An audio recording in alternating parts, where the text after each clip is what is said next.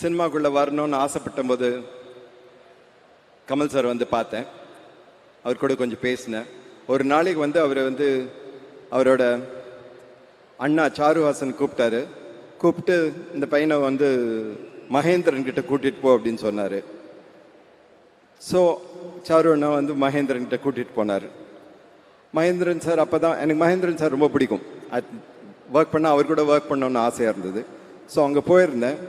அவர் வந்து அப்போ தான் ஷூட்டிங்லேருந்து வந்திருந்தார். எங்கன்னா ஷிப்பில் ஷூட் பண்ணிட்டு வந்திருந்தார். சாருஹாசன் போய் சொன்னார், இந்த மாதிரி இந்த பையன் அப்படின்னாரு.